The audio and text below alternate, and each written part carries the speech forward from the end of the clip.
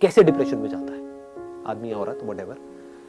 तो अब दूसरा जो बंदा है जो लाइफ में कुछ बड़ा करने वाला है, जिसकी सोच सक्सेसफुल लोगों के जैसी है। सक्सेसफुल लोगों की सोच कैसी होती है कि अगर कुछ भी मैंने किया है तो कुछ ना कुछ वहां से सीखा है। ऐसा कोई काम नहीं है जो आपने लाइफ में किया हो और उसका आपको कोई बेनिफिट ना हुआ हो, इम्पॉसिबल। अच्छे से अच्छा, बुरे से बुरा। होता क्या है, हम पहले ही अपने माइंड में सोच करके बैठे होते हैं कि मैं ये काम इसलिए कर रहा हूं जिससे कि ये होगा, वो हो गया तो मैं खुश हूं, नहीं हुआ तो मैं दुखी हूं। इसको नैरो माइंडेड अप्रोच बोलते हैं, इसको मैकेनिकल थिंकिंग बोलते हैं। समझ गए ना? अब मैं ये नहीं कह रहा कि गोल सेटिंग नहीं करनी, गोल सेट करो, बट अगर वो गोल अचीव ना हो तो अपने दिमाग को खुला रखो। That is called open minded thinking. ये नहीं कि एक चीज नहीं हो रही है। फॉर एग्जाम्पल, आप यहां पर कोई कील ठोकने की कोशिश कर रहे हो और वो कील नहीं ठुक रही है, तो ये नहीं कि वहां पे लगे रहो, नहीं मैं तो ठोक के रहूंगा, मैं तो ठोक के रहूंगा, मैं तो ठोक के रहूंगा। समझो, शायद आप कोई गलती कर रहे हो।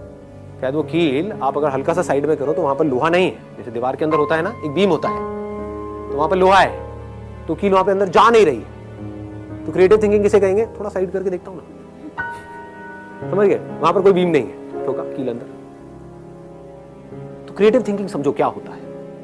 अगर मैं उस बंदे की जगह होऊंगा, मैं कैसे सोचूंगा? मैं अगर अपने आप को उस जगह पर रखूं तो हाँ, मजा आ गया यार। मतलब 4 साल यहां पर मैंने लगाए और मुझे जॉब नहीं मिली, मजा आ गया। इससे बढ़िया क्या हो सकता है? इसका मतलब जॉब का तो ऑप्शन ही मेरे लिए बंद हो गया। मतलब समझ रहे हो कितनी बड़ी चीज है? It's not a small thing कि मैं अब चाहूं भी तो मैं नौकरी नहीं कर सकता, क्योंकि मुझे ढंग की नौकरी मिलेगी ही नहीं, और जो नौकरी मिलेगी वो करने लायक ही नहीं है। तो चलो कुछ सोचता हूं, देखता हूं मैंने क्या सीखा है। 4 साल तक हॉस्टल में मैं रहा हूं, इंजीनियरिंग कॉलेज में पढ़ा हूं। अब मुझे क्या समझ आया वहां पर रह करके कि जो हॉस्टल्स है वहां पर एक बहुत बड़ी प्रॉब्लम है जो मैंने फेस करी, कि मेरे हॉस्टल के अंदर कोई भी जो मेरे को डे टू डे यूज के लिए चीजें चाहिए होती थी, दारू, सुट्टा और गांजा के अलावा,